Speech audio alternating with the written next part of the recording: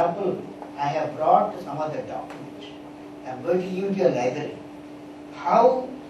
Let me share with you my unique experience in mid-1990s on formulation of Indian Vision 2020 strategies.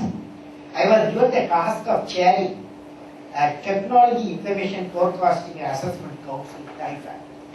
I recollect that in the first meeting of the council itself, we took a decision that TIFAC must evolve a plan for how India can be transformed into an economically developed nation by the year 2020.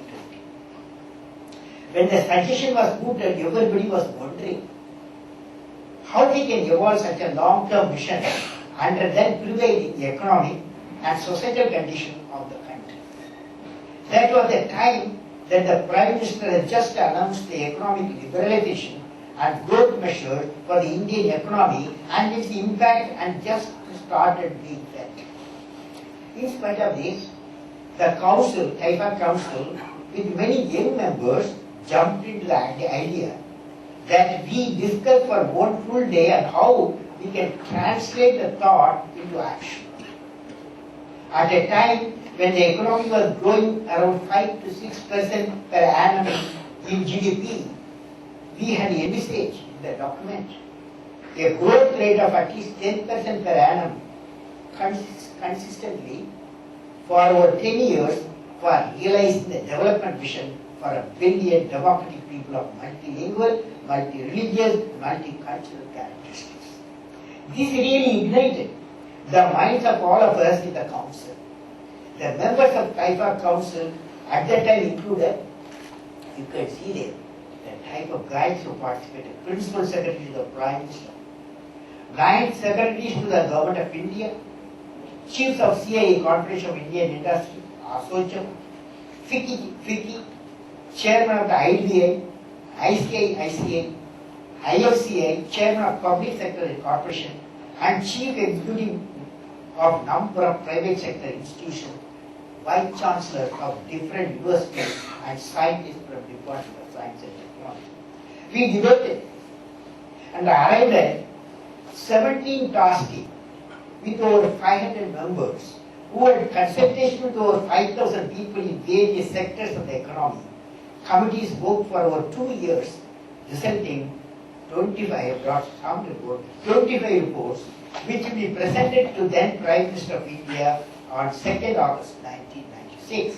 I have selected 5 task team reports for your study, and it will be available in your library. The reports included vision on areas such as agro-food processing, agriculture itself, advanced sensors, civil aviation, electronic power, waterways, road transportation, telecommunication, food and agriculture, engineering industries, healthcare, life sciences, and biotechnology, material like that goes on. And now, the transforming India into a developed nation implies that every citizen of the country lives. Last night there was a question. Transforming India into a developed nation implies that every citizen of the country lives well above the poverty line.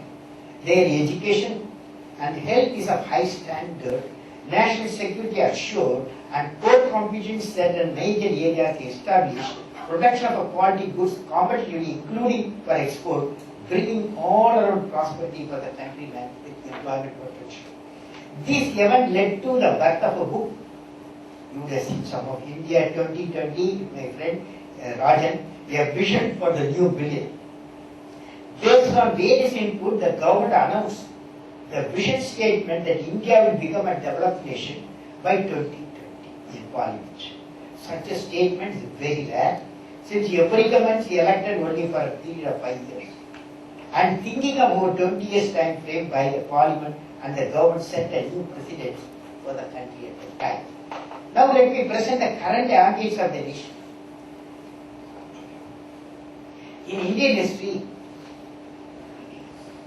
very rarely has a nation come across a situation all at a time as an ascending economic trajectory, continuously rising foreign exchange reserves, energy of 540 million youth, umbilical connectivities of 23 million, now it's 26 million, 26 million people of Indian origin in various parts of the planet. With the potential sharing capacity of the knowledge and interest shown by many developed countries to invest in our engineers and scientists and managers, including setting up a research and development centers. The distinction between public and the private sector and the illusory primary of one over the other is slowly vanishing.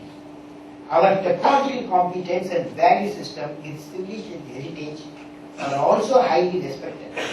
Foreign institutional investors are finding investing in India attractive, but we have to facilitate. Our industrialists are also investing abroad and opening a new business ventures. The Indian economy is growing with an average annual GDP growth rate of only 8%.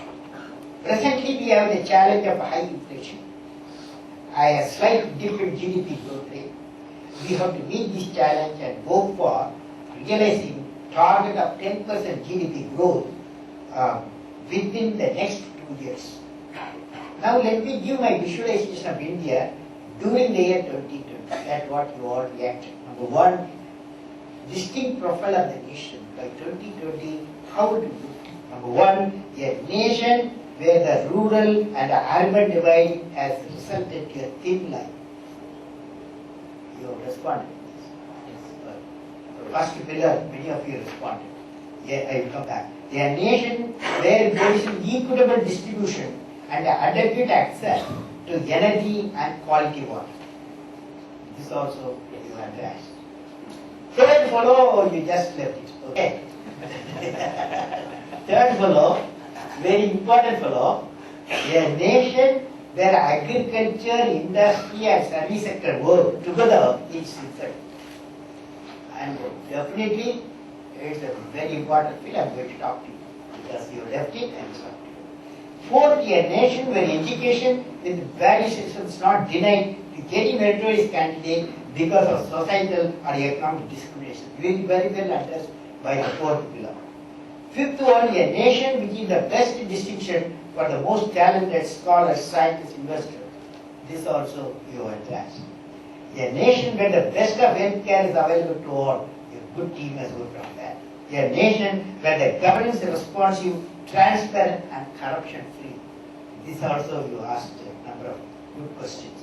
A nation where poverty has been totally eradicated, illiteracy removed and crimes against women and children are absent and the man in the society feels alienated. This also you addressed. The ninth pillar, eighth pillar. Ninth pillar, a nation that prospers, healthy, secure, devoid of terrorism, peaceful, happy, and continues with the sustainable growth path. The last one, silent. None of you addressed. Last one, a nation that is one of the best places, a nation that is one of the best places to live in and is proud